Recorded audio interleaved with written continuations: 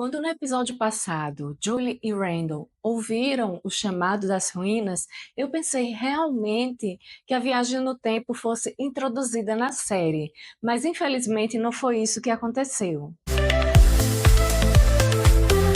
Olá pessoal, sejam bem-vindos, eu sou Lidiane e aqui neste vídeo eu vou falar sobre a tal viagem no tempo de Julie que aconteceu no último episódio Limiares. Mas desde já eu quero pedir o seu like, que se inscreva aqui no canal e ative o sino para notificação de um novo vídeo. Como falei no meu vídeo de análise, eu esperei bastante que a viagem no tempo fosse introduzida na série, mas não foi isso que vimos. Aconteceu a projeção astral, que foi que me deixou bastante preocupada, mais do que não ter gostado do momento. E para explicar isso, eu vou trazer alguns filmes e uma série sobre o assunto. A viagem no tempo seria um conceito muito bom para ser colocado nesse momento da série, porque ela já tem uma linha pronta dentro da física que poderia ajudar a enriquecer o enredo, sem fazer tantos desvios e acrescentar novas perguntas, já que temos bastantes e sem serem respondidas. Mas eu não pensei que seria a projeção astral. Bom, tudo começa no episódio quando Julie vai atrás de Randall para que ele acompanhe até as ruínas, para que descubram o que foi aquele chamado que eles escutaram. Só que Randall já está tão calejado de coisas ali que aconteceram com ele naquela cidade que, como ele diz, ouvir algo que o arrepia, então é melhor que fique distante daquilo. E ele aconselha ela a fazer o mesmo. Porém, a curiosidade dela é maior do que isso. E então ela leva Ethan, seu irmão mais novo, até aquele local perigoso.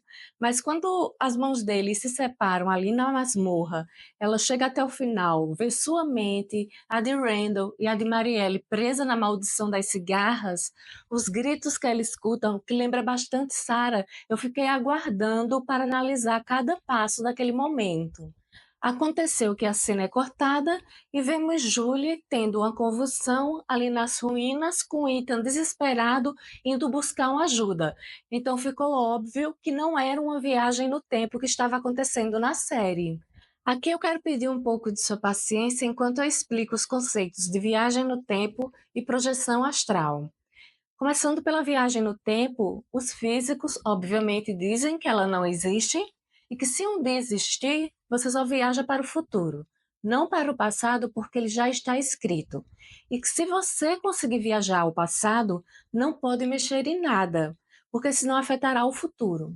Mas a insistência de criar um conceito que desse a uma obra de ficção científica poder voltar ao passado e mexer em algo, a física encontrou que seria possível se fosse em outra dimensão.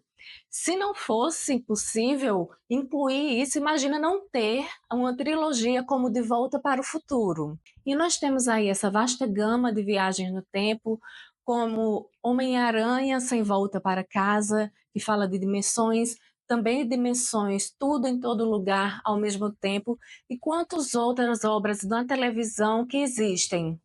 A projeção astral é similar a um sonho lúcido, quase realista, onde a pessoa tem aquela noção de que pode fazer tudo.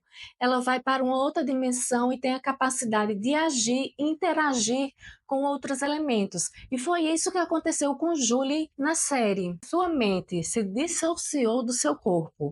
O corpo dela ficou lá nas ruínas, enquanto a mente dela foi ao passado, na masmorra, ver todos aqueles eventos que aconteceram com ela e que, como eu falei no meu último vídeo, não foi muito bem colocado. É isso que todas essas ciências, todas essas crenças falam que precisa ter cuidado e que não aconteceu na série.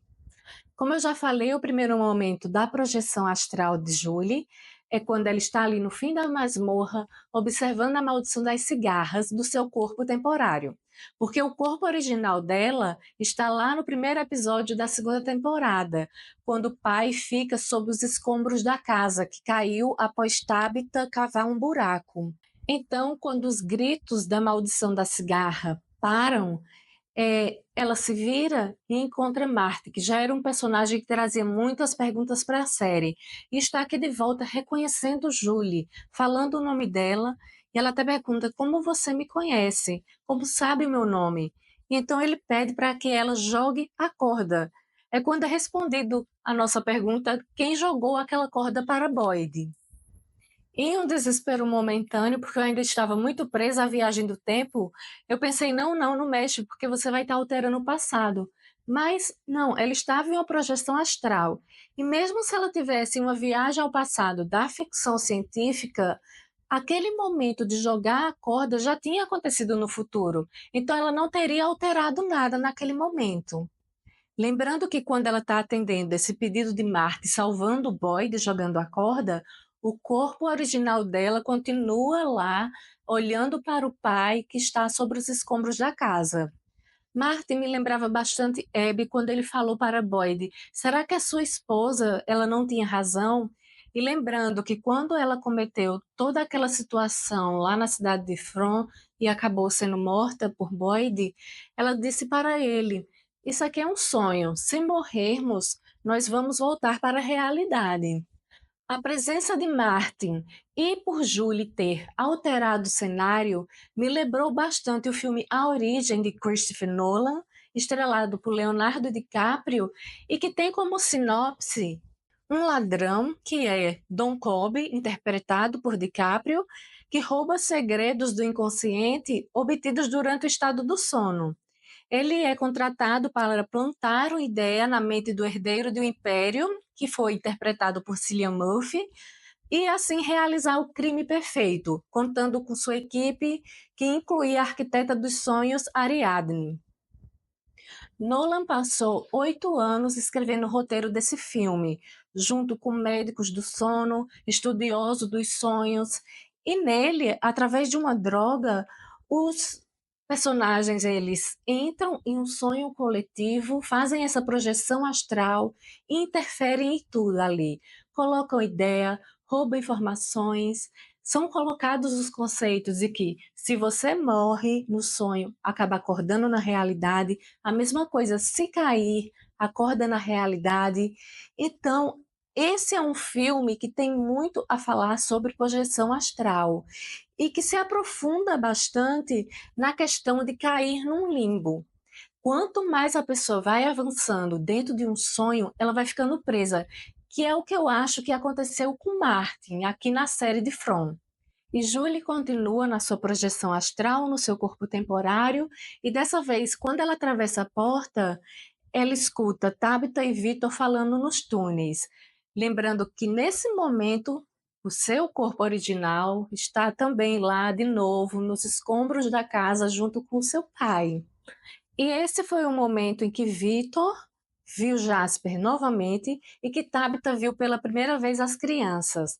Lá estava escuro, vamos lembrar disso. Até Julie tenta acender um isqueiro e não consegue, e fica tateando perguntando por sua mãe, mas ela não consegue encontrar, e é quando vai para o outro momento de sua projeção astral. E ao contrário do que aconteceu antes, agora ela vê uma luz no fim do túnel. E escuta a primeira criança falando Ancoê, e depois a segunda falando, e todas elas falando juntas. Então começam os gritos, ela começa a ficar atormentada e é retirada da projeção astral por Kenny e Acosta.